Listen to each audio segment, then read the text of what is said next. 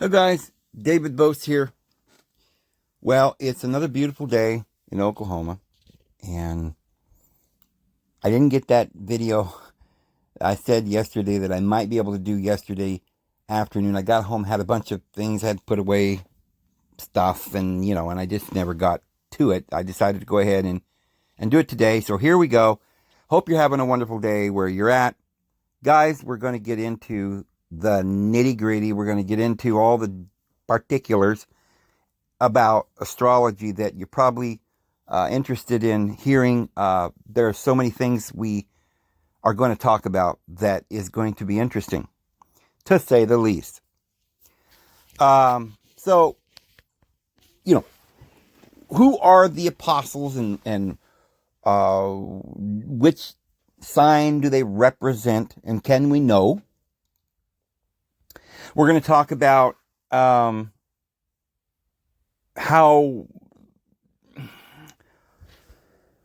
you probably heard, I think a lot of people have heard when looking at astrology that it's about the sun, and that part's true. It's about the sun. Jesus is represented in the whole story as the sun. Now, if you look in that picture, you'll see that there's Jesus in the middle. Now, some have speculated, and boy, they speculate a lot because of various things. Now, you notice that there is a man to Jesus's left. If you're looking at the picture, it would be your left, who is sort of like whispering into this other person's ear. That person, where it says Earth, Virgo, this is just a picture I got off the web. None of these words are necessarily accurate. I'm just showing you what this picture somebody has written. But if you notice, that person looks like a woman. So a lot of people have speculated that it is Mary Magdalene. But think about it.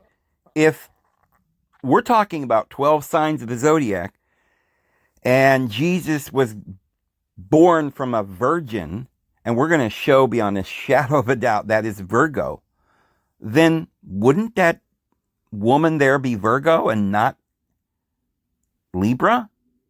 I mean, you see, Virgo would be Jesus's mother, the Virgin Mary, not the Mary Magdalene, which everybody's saying that Jesus loved Mary Magdalene. Well, the book of John says that Peter leans over to the disciple whom Jesus loved. Now, in that picture, you see a guy that looks like maybe it's Peter. He's got a dagger in his hand. He's holding it away from him. And then the other apostle, whoever it is there, has got his hands up in the air. It's like, oh, don't stab me. What is that all about? There's a lot of little symbolisms going on here. And number one, first of all, this is Leonardo. Can we even say that word? Leonardo da Vinci. He's not, he's not an apostle. This is not we don't know if we don't even know who this guy is for sure. Did he know everything? No. He painted a painting. He put some symbols in there. Maybe he was initiated into the mysteries and understood these things, or maybe he knew some things. Maybe he didn't know everything. But people are saying that since Peter went out after the Last Supper with that sword or a dagger and cut that soldier's ear off, that's probably Peter, who leans over, and that woman he's whispering in her ear must be John, the disciple whom Jesus loved. Well, now we're getting into some things, because we're not even sure if John is the disciple whom Jesus loved. The book of John talks about the disciple whom Jesus loved. There are apocryphal scriptures, there are scriptures in our Bible as we have it, that talk about how Jesus used to kiss them often upon the lips, the disciple who he loved, who he kissed often upon the lips. And so there's quite a bit of speculation going around that the disciple whom he loved is Mary Magdalene. Well, most people, Christians, never even knew she was a disciple, Mary Magdalene. So we've got to go through a lot of different things. We'll find out that there is some good evidence for one thing, and then there's some even better evidence that would contradict that other evidence. In other words, we have evidence to believe something, but then we don't know for sure. But then there's this other evidence that points a different direction. So, since the book of John actually never was called the book of John, we just, because the early church thought, some people studying the Bible thought that, well, if there was a disciple that Jesus loved, it must be, since remember, at this point, 300 AD, they had already gotten rid of all the Gnostic scriptures, what they call it all the scriptures are Gnostic. The book of John is Gnostic, talking about the Logos and all these, the one word was with God, and God was the word, and all this stuff. So,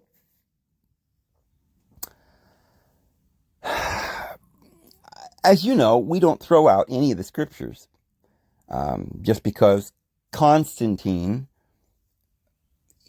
had a council and threw out half the scriptures doesn't mean we don't go by all of the scriptures. So, in the scriptures that were divinely dug up in 1945, called the Nag Hammadi Library, we have more evidence that Mary Magdalene was the disciple whom Jesus loved. Did she write the book of John? Remember, it wasn't called the book of John. That's just a title we put on it today.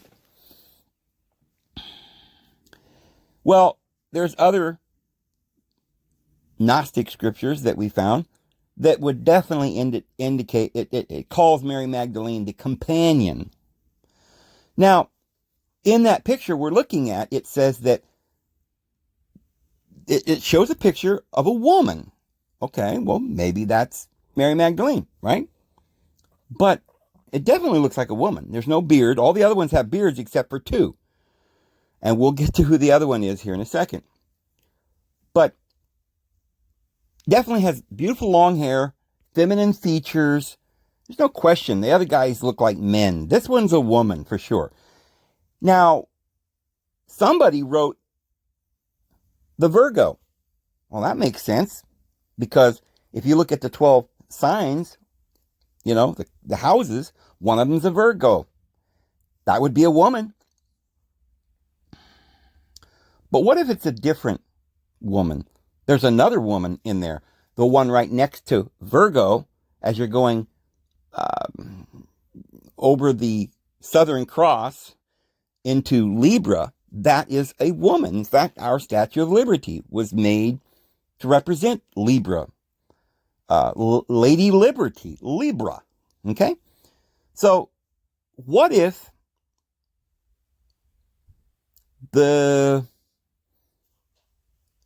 looking at this wrong? What if Jesus is there in the middle, and then right there, the woman or the disciple that Jesus loved, what if that's Libra? And what if that's Mary Magdalene? What if that's not Virgo? What if that's Libra? Okay, well, going from that point of view, the next one there, right next to this, what we're calling Libra then, this woman, we see another apostle, and he's holding a bag. Well, who would that be? Isn't it Judas Iscariot that's holding the bag? The money purse? And it was in the story where Jesus says the one who dips his bread in the vinegar. Well, look at that one that is holding the bag. He's got one hand reaching out to grab the bread on the plate. So Leonardo da Vinci is definitely saying that's Judas Iscariot. Well, if you're going from Libra, the next one after Libra is Scorpio. And we're going to find out that according to the stars themselves, we're going to go through all of it. Judas Iscariot, who betrayed the Lord. Remember, the Lord is the sun. When the sun goes down, the first thing, remember, it's born of the Virgin, but it goes right into Libra, and there is the scales of justice, and there is the Southern Cross, and Jesus then is going down into Egypt, because as soon as Jesus is born of his mother of the Virgin, he goes down into Egypt. And the next sign is the Scorpio, that esoteric wisdom says pinches the sun. And, well, evidently the Sagittarian half man, half horse, has a bow, and he shoots his arrow, and it hits the scorpion, and the scorpion gets excited, I guess, and pinches the sun, and the sun starts to go out. It wounds the sun. And there's even stories that talk about how when the scorpion pinches, it leaves a little lip imprint, like a mouth, like it's a kiss. And so, remember, Judas betrayed the Lord with a kiss. So it would be appropriate if that woman is Libra, not the Virgin. I mean, yes, Jesus loved his mother, but the woman he loved and used to kiss off and on the lips is his wife, Mary Magdalene, that we've been saying. So, right after Libra is Scorpio, there you go. But now hold on. There's another guy that we're saying is Peter. That would mean that Peter is Sagittarius? No, I don't think so. We've said that Peter is something completely different. We'll get to that. What is right after Scorpio? Sagittarius. Sagittarius has a, what? A bow and an arrow, which is a little bit like a dagger. Now, the story goes that Sagittarius pokes the sun and stabs it in the side. And then, of course, the sun dies. Well, Sagittarius, at the very end of Sagittarius, you have December the 22nd, and the sun dies on the horizon. So perhaps that's not Peter. Perhaps that's Sagittarius with that dagger or a spear that's going to poke the sun and kill it completely. So it's Scorpio or Judas that betrays the sun as it begins to die as it goes down over the horizon into the journey down into Egypt. So we can't always look at certain evidence that people present and assume that it's completely accurate or it's not misleading. I'm not even sure that Leonardo da Vinci even knows who each of the houses are in representation of the apostles, as they're represented by the apostles. But if he did know, and he was depicting it there, that would have to be a more accurate understanding. That would be Libra. Now, if you notice on the other side of Jesus, there's another woman. That one there might be the Virgin Mother, because Virgo is definitely one of the 12 signs. There are 12 apostles. And I know a lot of you are thinking, now wait a minute, Dave. There were 12 men. There weren't any women in there. Well, does it really? Are we absolutely certain that all of the 12 apostles were men? Well, ask yourself, is that scorpion in the sky? Is that a male scorpion or a female scorpion? It doesn't say, does it? It just says it's a scorpion. And so some of the names that the apostles have may simply be names that describe something. We'll go into all of these names as we go. Like I said, we're probably going to have to do 2 or 3 videos on this. But anyway, that's just kind of looking at it from this painting, which is not, scripture. But I'm just showing you that to start with. Now, if you look at now notice they're grouped in threes. Obviously, There's 4 groups of 3. You split the astrological wheel into 4 quarters, and there are 3 months in each of those quarters. And you have the fixed signs and the cardinal signs and so forth. So the last 3 on our left there, going left away from what we said was Sagittarius, you got 3 of them, and they're saying Gemini, Taurus, and Aries, but we're not even going to consider that. We're just ignoring that for a moment. If the guy with the dagger is Sagittarius, as we say, because Sagittarius does have what appears to be a sword or a dagger, then that would mean that the first person there with his 2 hands up in the air would be Capricorn, and the one they claim is Taurus there would be Aquarius, and then of course the last sign would be Pisces, where they say it's Aries. But here's the problem. We've said that John the Baptist represented Aquarius. He was the one that had the water pitcher that was for the purification of the Jews. He was the Baptist. He came to baptize in water, Aquarius. Well, John the Baptist wasn't an apostle. You see how we can get this all screwed up, because the New Testament's not written like that. As we're going to find out, the characters of the 12 houses are sometimes not represented as apostles at all. For instance, we might, we'll get into that. There are various individuals that act out certain things that the 12 houses are, but they're not apostles. Well, haven't we said, aren't we certain then that the apostles all represent one of the 12 houses? Yes, we're certain of that. But the story doesn't operate that there's just 12 individuals that represent the 12 houses. There are other stories within stories. So you might be reading a story about Herod, who's after the young child. That may represent the devil or the darkness. Okay? Judas might somehow be the devil, right? It said, one of you is a devil. Well, there can be 2 individuals in the story that are both acting out a certain aspect of that. So we don't necessarily have to look at this picture that Leonardo da Vinci painted, which is not Holy Scripture anyway, and say, oh, well, there's a woman there, therefore, one of the apostles was a woman. If you read the Scriptures, it becomes pretty evident that John wasn't a woman.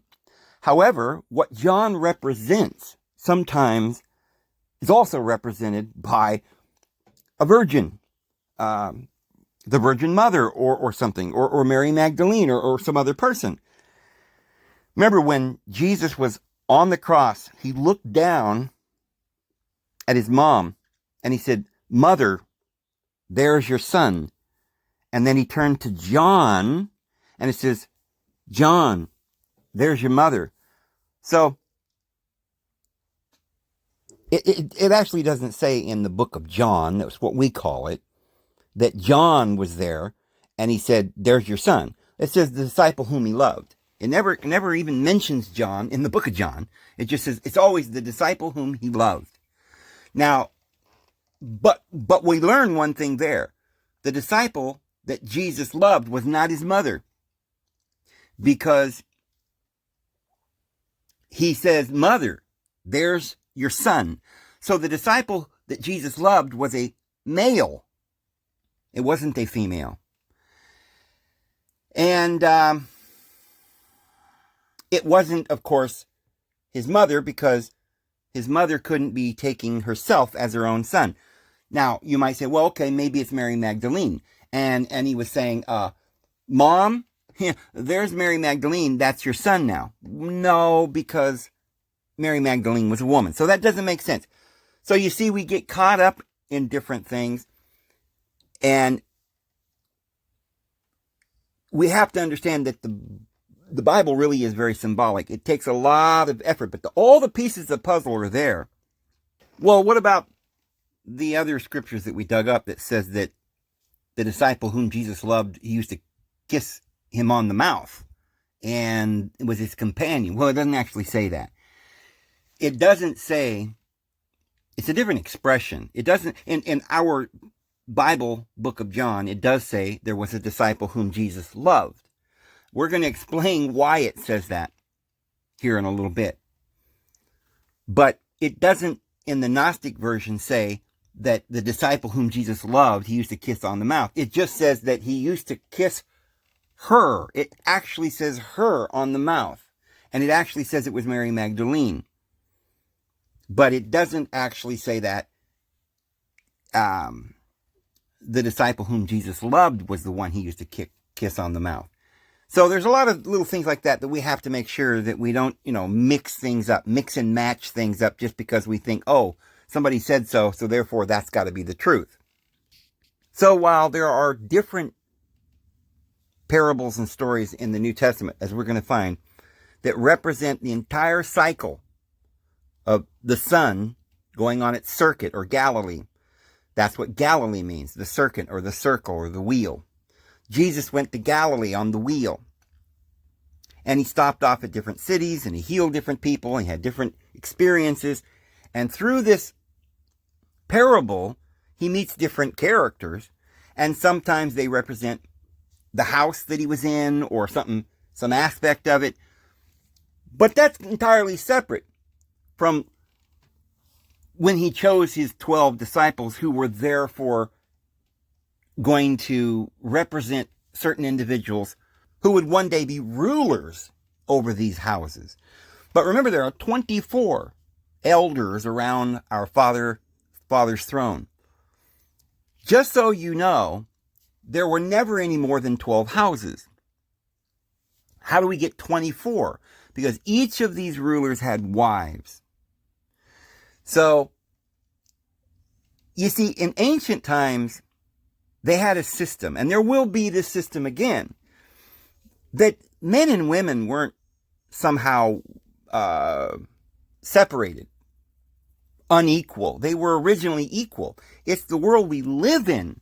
So we're going to see in this story that there are going to be individuals that represent one of the houses or something in that house that is not the apostles, but they could be something bad, right? Because at the time that Jesus was going through this experience, he was trying to say that we're all going to have to go through these houses. There's a lot of negative stuff going on.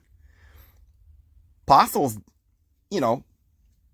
are going to become perfected one day and reign with Christ. And then these 12 houses aren't going to be negative. Remember, we're going to take these natures like the lion that now is eating other animals, and it's going to become a different nature, and it's going to lie down, well, the wolf will lie down with the lamb, and the lion will eat straw. So there's going to be a change. So when Jesus chose his 12, he chose them because they're going to be the future rulers.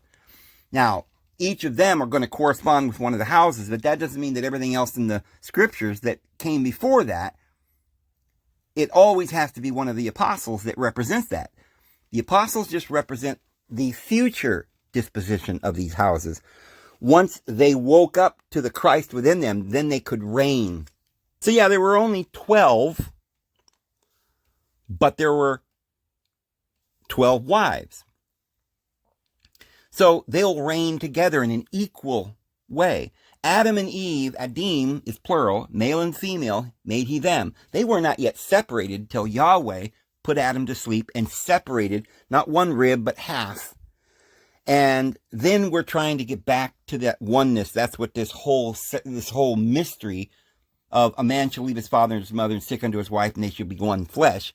This was the mystery that the Apostle Paul said was about Christ and his church, or the spiritual wedding that comes down out of heaven, is married like a bride adorned for her husband. And we'll find out when that is going to occur in the astrological timetable. So again, sometimes this beautiful woman is represented as a city. Okay, sometimes it's represented this way or that way. But at one point, Jesus chooses 12, and those 12 do represent the rulers of those houses. But you see, This is one of the reasons why mankind does not have a just system of law or rulers that are just, and there's no righteousness in the earth. Because we've split everything and we've made the woman inferior and she has to be subject to the man. That's because of the law of Moses. That's because of Yahweh, who cursed everybody and cursed the woman and said, you will be ruled over by your husband. He will have dominion over you. And that's what started all of this. The separation. One day, the world will be ruled by the male and the female principle equally. And when they are in harmony, I hear a lot of people saying, men are superior, right? But I also hear a lot of people nowadays, and a lot of new age people, that talk about, it's actually women that are superior. Women are much more superior than men, and one day women are going to take over and they're going to rule. That's not true either. You see, what we have to do, it's kind of like when today they're telling this, they're giving people this argument that since there was a time when the black race was brought over here in ships and they were made slaves. And this lasted for 100 years and it's still going on. There's a lot of injustice. Okay, so what is the only way to fix that now? Is to make two wrongs to make a right? Should we now enslave all the white people in America to somehow reparations or something? No, that wouldn't be fair. Because you see, in times past and in every nation there's been injustice.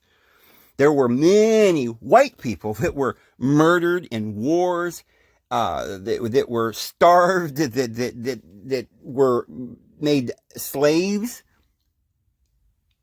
And there was injustice all around the world. No one could even count the injustice. What we have to do is bring, you see, if what we did was we said, well, there was injustice, so now we got to have injustice the other way, right? We got to get vengeance. So now you're following the law of Moses. That's vengeance. And you know what happens? It's an eye for an eye and a tooth for a tooth, and nothing ever gets fixed. So when we go back to the original state of paradise, man and woman shall be plural, adim. There will be no separation in the sense that one is not supposedly domineering over the other, but they'll work in harmony. See, that is what the New Testament calls love. Love is not a law that makes dominion over others or it's not the dominion, in Genesis chapter 1 where it says, you shall have dominion over the earth. It tells adim, which is plural. You shall have dominion over the fish of the sea and over the animals and over everything that crawls upon the earth. And it's not saying I want you to rule over them and beat them. But that same word in the Hebrew is used also in Jeremiah and Ezekiel. And it's talking about the shepherd having a relationship with his flock as one who guides them.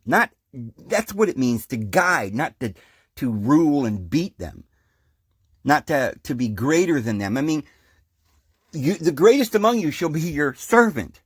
So, you see, there's the feminine nature is not inferior to the male nature. They're different. One has superiority in one aspect and another has superiority in another aspect. But when the male, the physical part, begins to dominate just because it has that physical ability to dominate, then there gets to be an imbalance. So you don't fix it by having more imbalance. What you do is you bring it into harmony. But you see, first of all, I want to show you a scripture that is just beautiful. Now, some of you may have seen this verse before, and you knew that it was a beautiful scripture, but you maybe didn't quite know what it meant. I mean, isn't it funny that there's all these verses of scripture that are so clear, yet we never noticed they were there because the church has never been trying to teach us. There hasn't been any teachers. But what they did, like we said, with Justinian making that edict saying that we can no longer teach reincarnation. And any books that say anything about it, we've got to get rid of them. Yeah, this is what they did. So they They hid all this information from us. But look at what Psalms chapter 19 says. The heavens declare the glory of El, and the firmament shows his handiwork.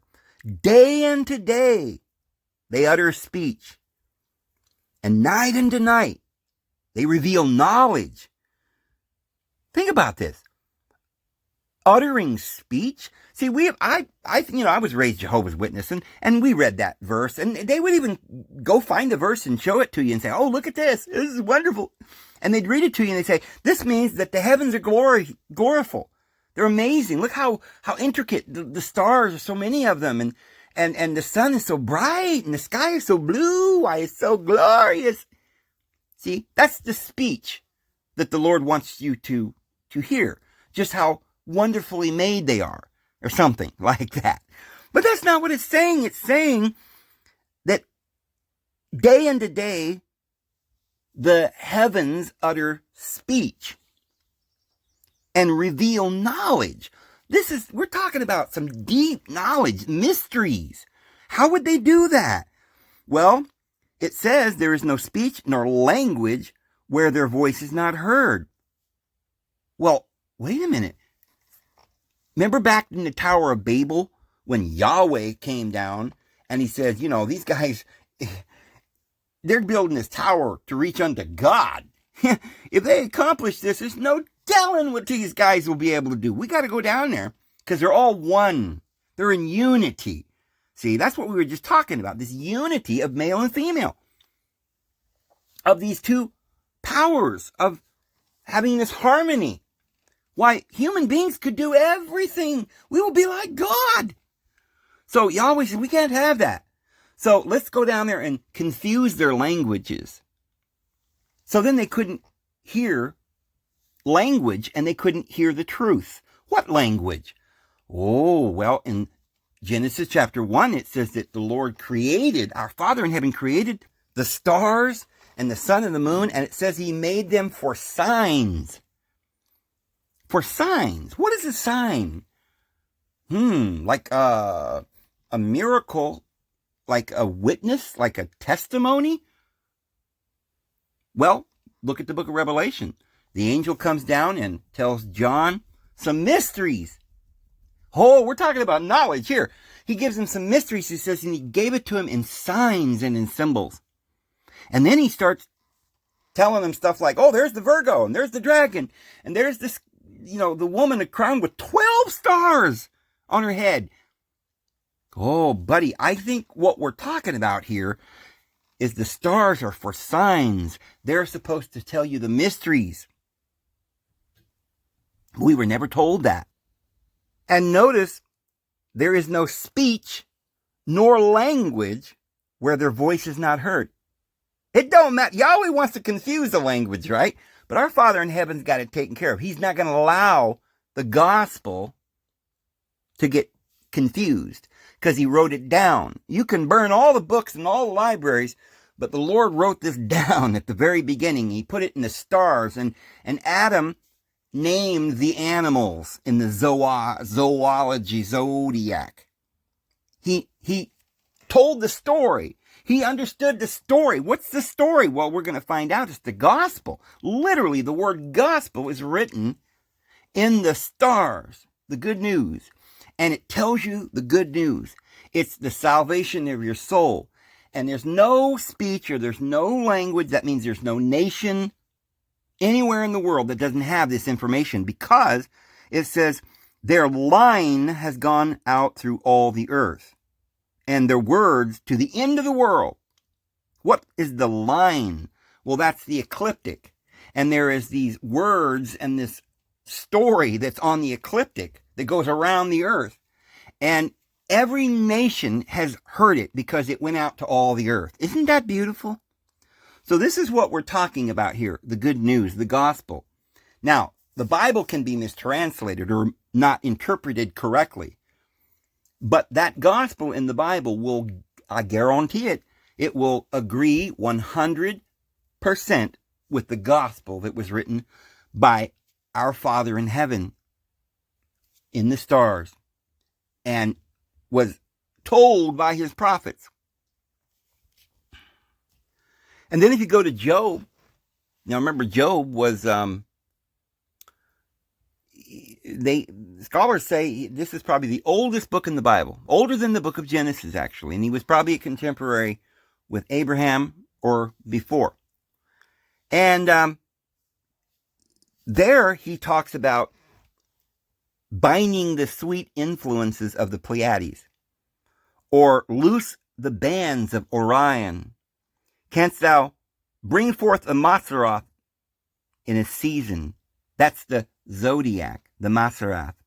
Or canst thou guide Arcturus with its sons? Those are stars in the sky. Arcturus is a star in the sky. Knowest thou the ordinances of heaven? Canst thou set the dominion thereof in the earth? So, I mean, we could go through the book of Job. It's an amazing book, and it just talks about this all through the book of Job. We can show where Job was so wise. I mean, he talked about knowing that one day he would stand upon the earth and he would see his Redeemer. His own two eyes, he said, I will see my Redeemer. So he talked about the resurrection. He said that there were those that were going to, that the Lord would redeem him from the pit. What's the pit? That's the abyss, the bottomless pit. And of course, the stars go up and they go down into the abyss. And so when people lived in those days, they understood that darkness down there. That was death, and the Egyptians called it the Duat. And in the Hebrew, it's Sheol. In the Greek, it's Hades. And they knew that that's where the dead went. They didn't understand much about it. They knew that that one day they'd come back around again. And they'd be resurrected. They saw Orion that was resurrected in the sky. They saw the stars go down and be resurrected. And this was a teaching in the Bible. It was reincarnation. It went around and around. So we had to be delivered from this. And Psalms 147 says, he counts the number of the stars. He calls them all by name. He who sits above the circle of the earth, who stretches out the heavens like a curtain. Lift up your eyes on high and see who has created these, who brings out their host by number. He calls them all by name. So, we got some signs, and they're going to tell a story. What are they telling us? What is the speech that's gone out into all the earth that every nation understands because they have the story? Well, look at Isaiah chapter 7. Therefore, the Lord himself will give you a sign. Oh, is this one of the signs that was in the stars? Behold, the virgin shall conceive and bear a son, and they shall call his name Emmanuel. So, now we have a little better understanding of what these signs might be. Well, we know that there is a star in the sky, an actual constellation, whose name is actually the Virgin. You got a lot of modern Christians that have been hoodwinked, and they're told, oh, you're a Judeo-Christian. You see, we're waiting for the Jewish Messiah.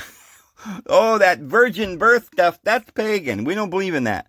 So what do you believe in? Because that's what the Bible tells us. Mary had never been with a man. She became pregnant by the Holy Spirit.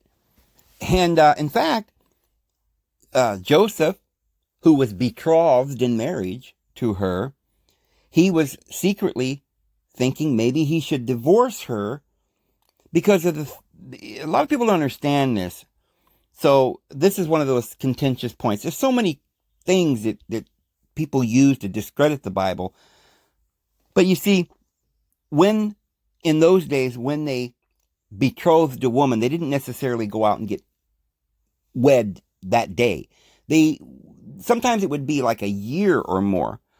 They would make a contract. They would say, I want to purchase this woman as my bride. They would make a contract. They would pay the money, which today we call a dowry or whatever. And then the man would go, sometimes to a far country or wherever he would go, and he would go and prepare a place for her. And then he would come back. That's why in the New Testament it says that he went on a far journey, and the bride and the bridesmaids had to wait, and they had to have their lamps ready and waiting.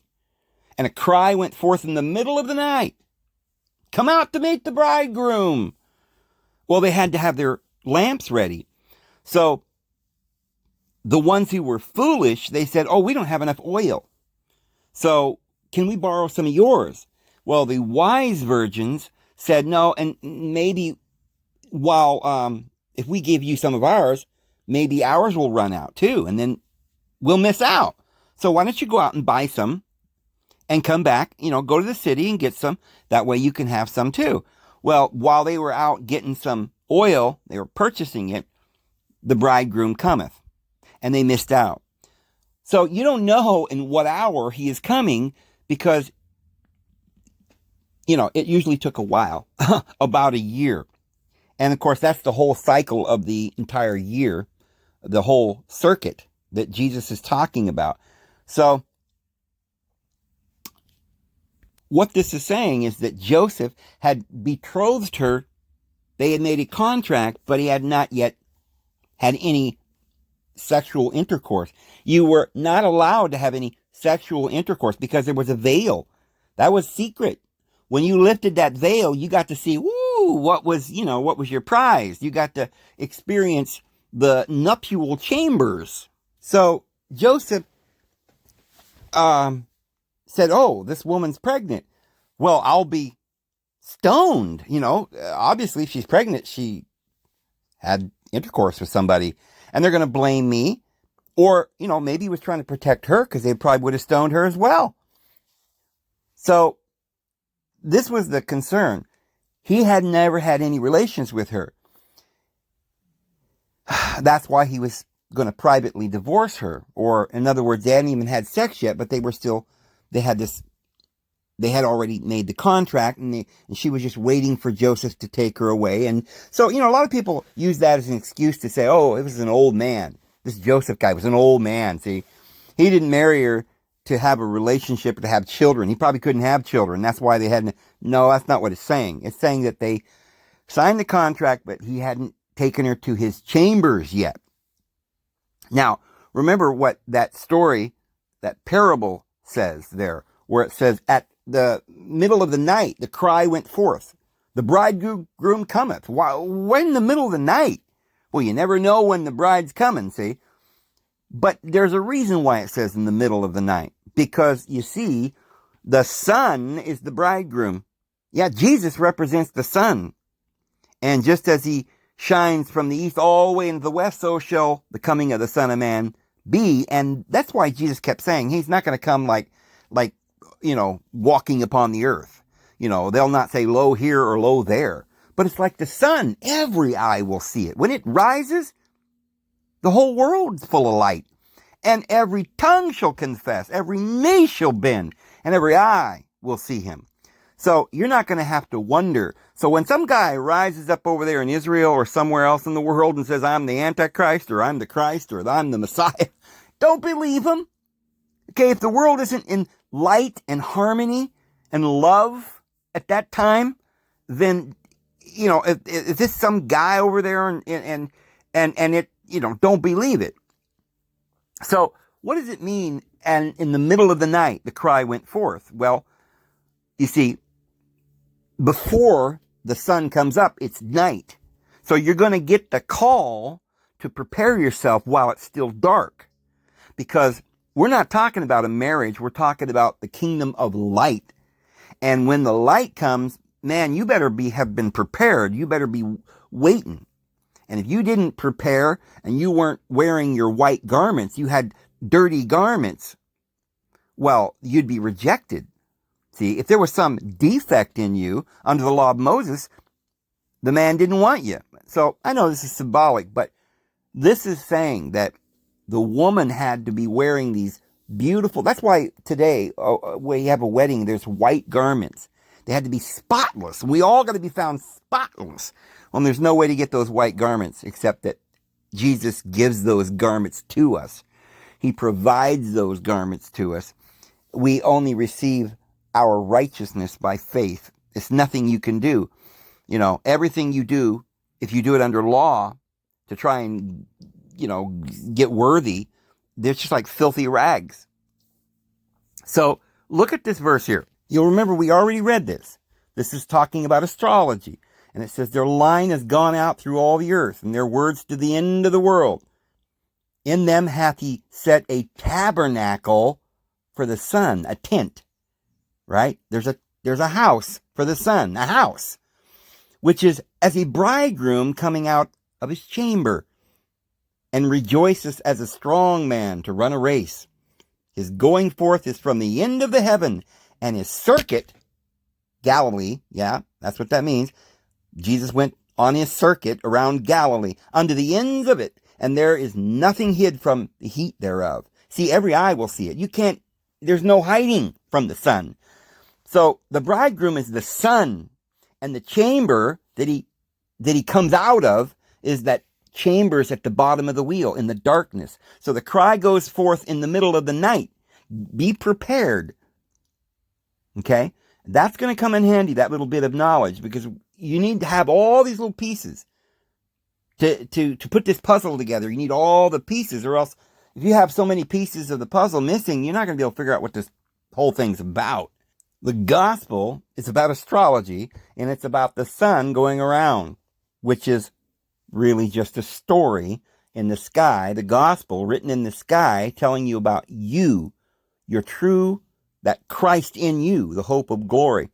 So look at Joel 2:16. Gather the people, consecrate the congregation, assemble the elders, gather the children, even the nursing infants. Let the bridegroom leave his house or the room, and the bride her chamber. You see, we're talking about the circuit of the sun, and Jesus is the bridegroom. That's the point, friends. And I want to establish this before we get into really going into who the apostles were and all these houses and everything that happened there in the gospel. Because this gospel is going to not only tell you the story of Jesus and the apostles, but it's going to tell you the story of that Christ in you. And it's going to give you the good news of your salvation and how you can have happiness and how you can be blessed or ever die. But just so you don't think that, that parable, people mix these parables up not knowing what they're talking about. And they're like, well, it says the cry goes forth at midnight. So I guess Jesus is coming back in the darkness. But Dave, I thought you said, it's going to be at the top of the wheel, right? We're going towards the light. Yes, we are. Look at Revelation chapter 22. This is about the bridegroom and the bride. And it says there, no longer will there be anything accursed, but the throne of God and the Lamb will be in it, and the servants will worship him. They will see his face, and his name will be on their foreheads, and night will be no more. They will need no light or lamp or sun, for the Lord God will be their light, and they will reign forever and ever. But notice this is about the great wedding, because in verse 1 and 2, it's talking about the city and the street of the city on either side of the river and the tree of life. Well, earlier in chapter 21 of Revelation, it says, I saw the holy city coming down out of heaven, adorned as a bride for her husband. This is the wedding. It's a spiritual thing that hasn't yet taken place. Remember, when Christ died on the cross was around Passover time, the spring vernal equinox. That's the rising of the sun. And everybody saw that. Yeah, we went from the age of law and vengeance and hate to the grace of the Lord. Well, we're just, at that point, we were just kind of in the dawn, and it was a little confusing because the light was coming up and we started seeing, we got out from under, Jerusalem was destroyed in 70. And so the laws were, Jesus nailed them to the cross, and the apostles are saying it's neither male nor female, neither Jew nor Greek, slave nor free man, we're all one in Christ. Oh, howdy. This is it. The wedding's coming. So, once we understand that this entire story is the gospel, from Adam and Eve in the garden all the way down to the book of Revelation, it's the story of how we are waiting for the redemption, the seed of the woman. That woman, then, it was prophesied in Genesis 3:15 that she would have a seed that would eventually step and crush on the serpent's head, but that the serpent would have a seed as well. And the serpent's seed would bruise her in the heel, the seed of the woman in the heel. So what does that mean? What is that prophecy that the woman would have a seed? Remember, Jesus came and he was the branch. Well, if you look in the sky and you get a picture of Virgo and take a look at it real carefully, you'll see that the Virgo, remember, in astrology, you have 12 houses, but you also have 3 deacons per each house. Now, remember, Jesus chose 12 apostles, which is for the 12 houses, and he chose 72 others. Those are the deacons. How do you get 72? Well, as we said, there's going to be a reign over the world one day, like the 72 that were on the Sanhedrin there. That's the government. And those 72, remember it says 72 souls came out of the loins of Jacob. All the world comes from Jacob. The 12 tribes is all the world. And there's only 12 houses. But there are 3 deacons. And the Bible calls these 72 deacons. Actually. And in astrology, you have these deacons. But there's only 3 in each house. But I thought there were 72. So we have 36, right? Because there's 12 houses. There's 3 deacons in each house. 3 times 12 is 36. Where do we get to 72? Well, remember, each of these rulers have wives. They're going to rule together in harmony. We've got to make the male and the female one. The coming kingdom is not going to be ruled over by men. It's not going to be ruled over by women. But those 2 things, the male and the female, need to become one. And so the rulership of this world will be 72. 36 men and 36 women. But now, remember, there are 7 planets that rule over the 12 houses. The sun and the moon, Mercury, Venus, Mars, Jupiter, and Saturn. Those were the 7. That was the 7-headed dragon. And we also talked in a prior video about the 7 from Adam to Enoch, the 7th in line. So if Jesus chose 12 and he chose 72, did he also choose 7? Yeah, he did. It says that they chose 7 deacons that would be over the table to feed, because they got growing and they needed somebody to help the apostles. So the ones who were helping the apostles, there were these 12 houses that now was forming a government of harmony. They worked together by means of the Holy Spirit, and they needed to appoint 7 that would rule over those houses and the tables to administer the spiritual food. So yes, this pattern is exactly astrology. What we see in the New Testament, Jesus is the Son, and his 12 houses, and these 7 deacons and the 72 of their government. So, the Virgo in the sky has these 3 other constellations with it. One of those constellations is a woman with a little baby. Now, you've got to go back to the original, astrology was originally done initially by the Egyptian priesthood, and the Babylonians had that knowledge because they existed at the same time. Remember, this has gone out into all the earth. The Akkadians, the Persians, they all had this knowledge. So we can go back to the earliest knowledge to find the closest proximity to what's really going on here. We don't have all that information from Babylon, right?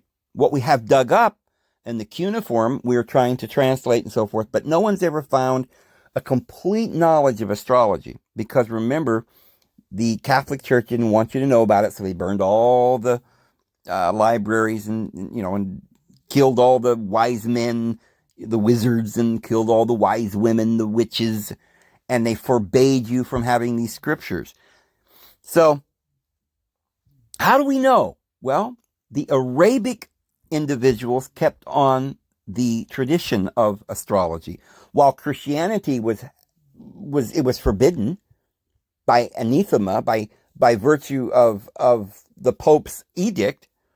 So they couldn't talk about astrology; they'd be executed. Well, over there, most of the world was still free under the Persian and the Islamic kingdoms. So Islam continued on, and they wrote all the names of astrology, the signs, and all the names of the stars. It's all written in Arabic.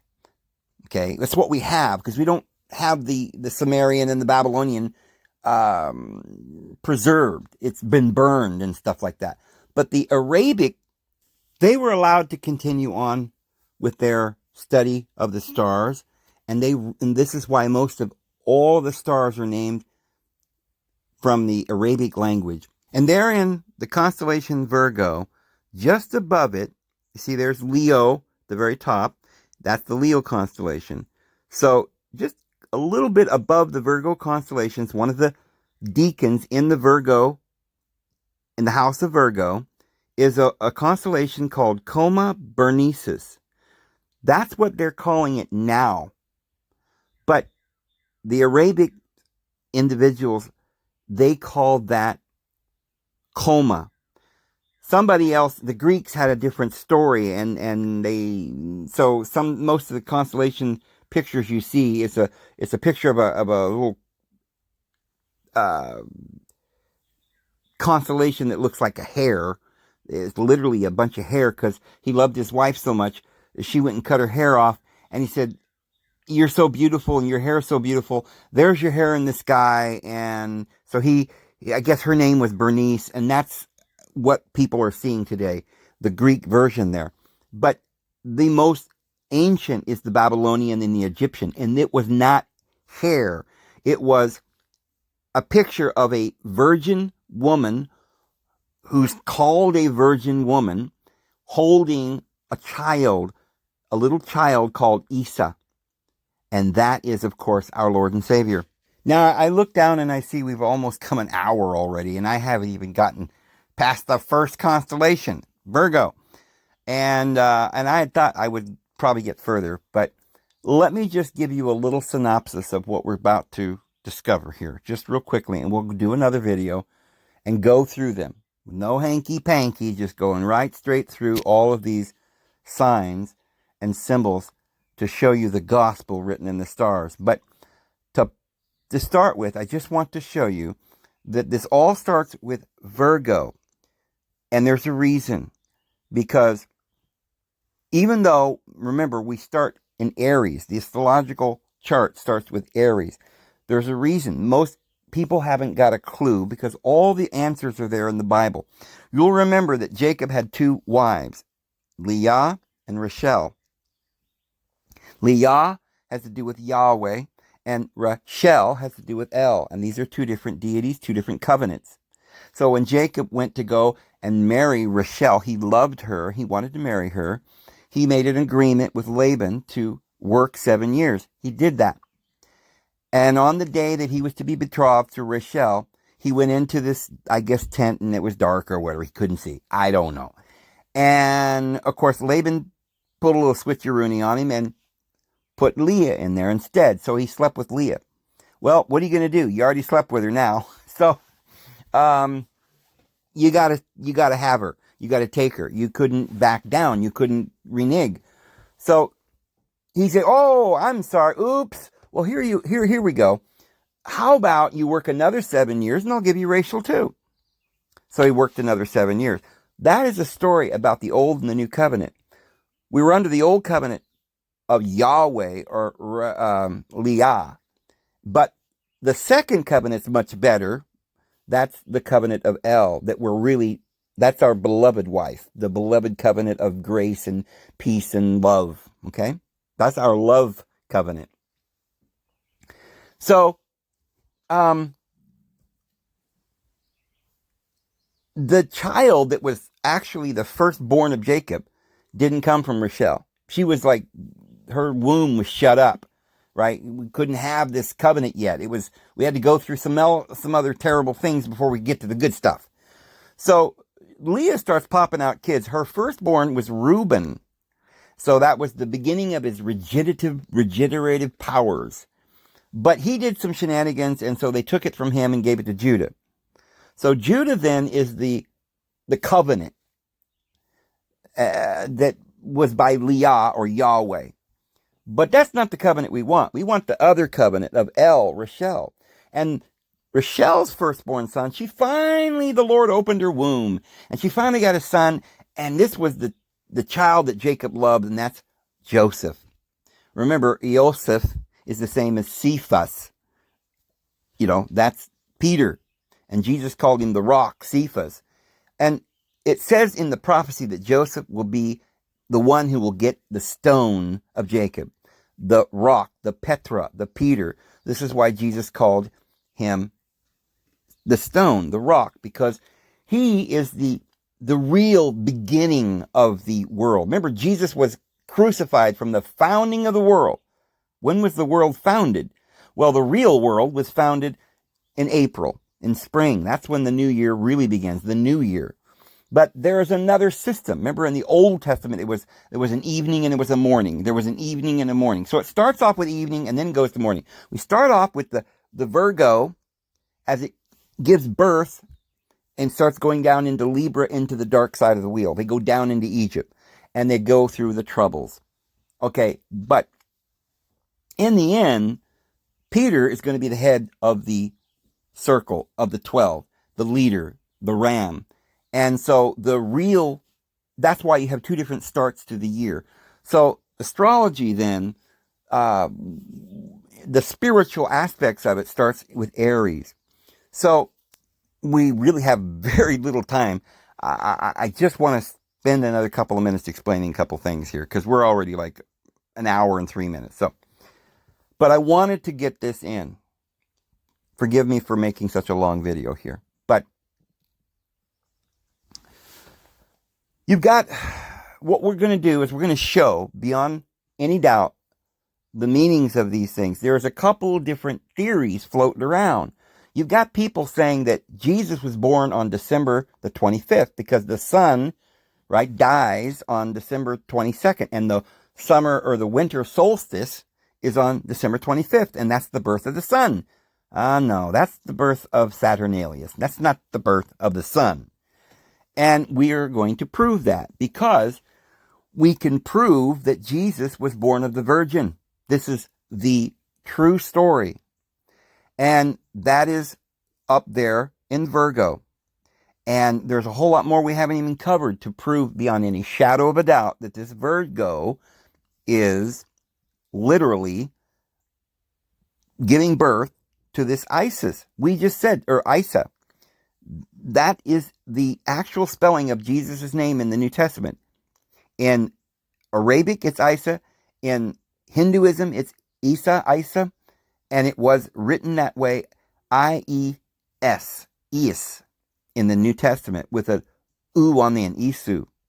So Isa or Isu, however you pronounce it, it's just a vowel, and vowels sometimes change depending on what nation you live in. But it's Isa or Isu.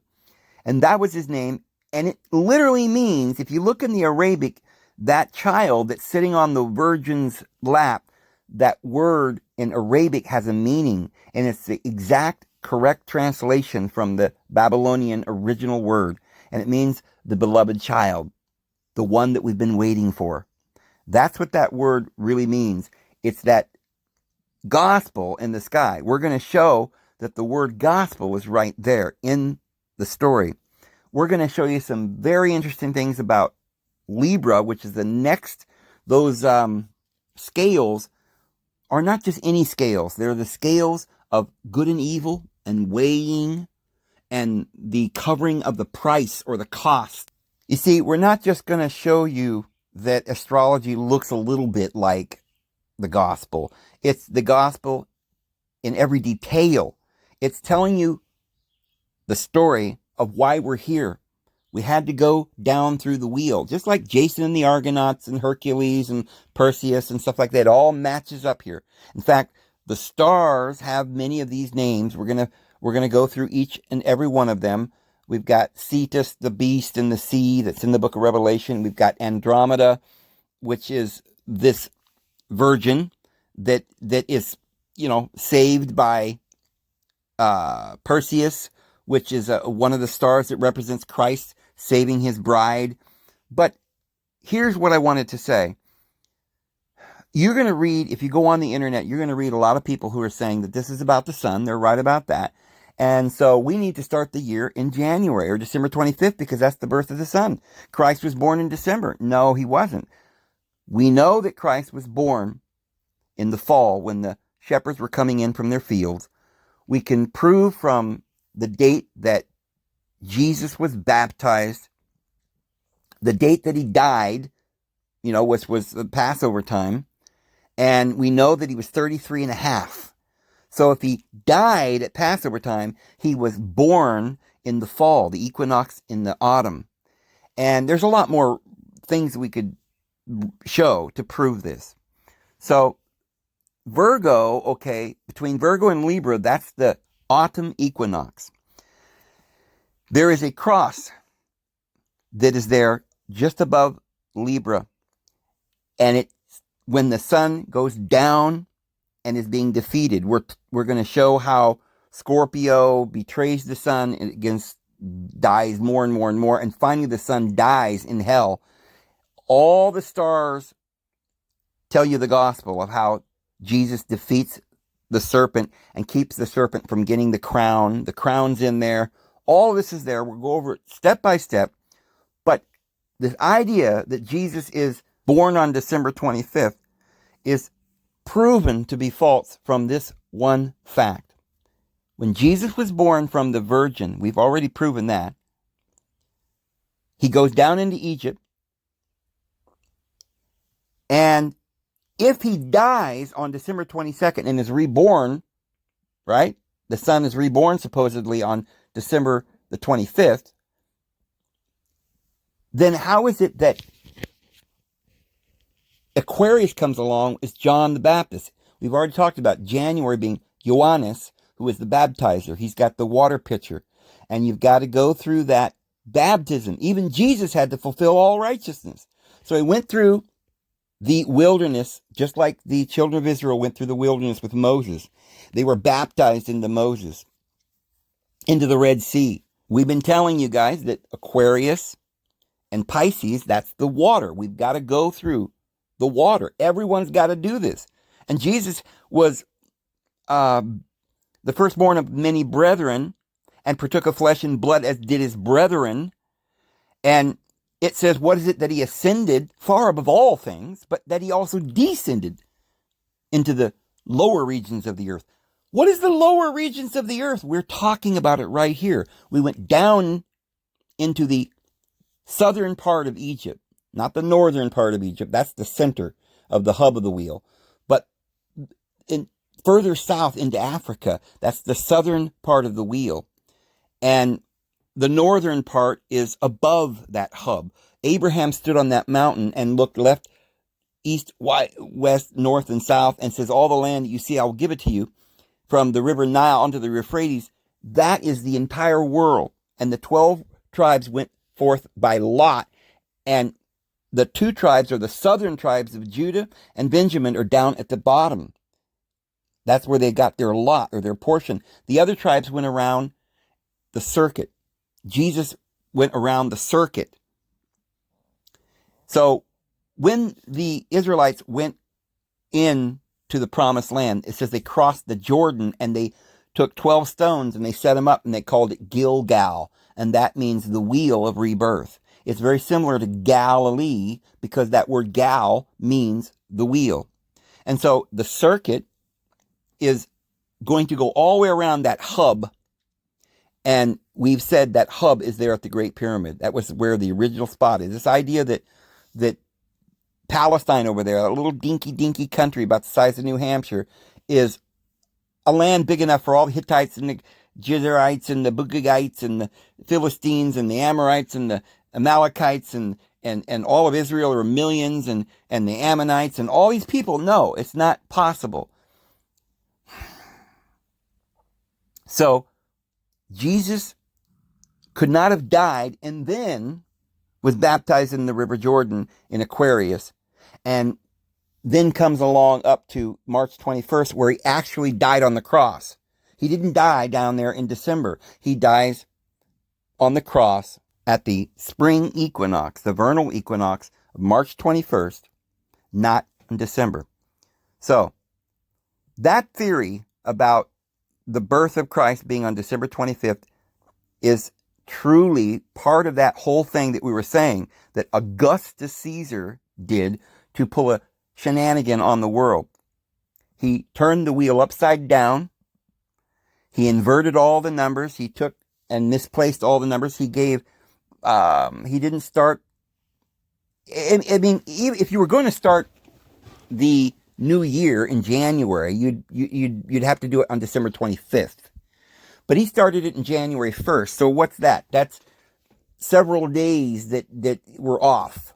And there's a reason why he did that, because he wanted to hide all this information from us. And so in inverting everything, like Crowley did, they said, oh, we're going into the age of Aquarius when we're actually going into Taurus. That is to get people to believe that we're going back under the law. That, instead of going through the waters and coming up towards the light, now we're going back down towards the darkness of the wheel. And instead of worshiping the Father of Heaven, right, Uranus, the deity who is in heaven above, they worship their Father who is beneath. So that's all I'm probably going to be able to squeeze into this podcast today. But we're going to take it up again tomorrow and carry on from where we left off there at the Virgo. I didn't even finish explaining the Virgo constellation to you. But we're going to get into Libra, and then we're going to go to Scorpio, and then to Sagittarius, and explain what all of these things mean. It's all about the gospel, friends. We'll see you tomorrow. Have a great one.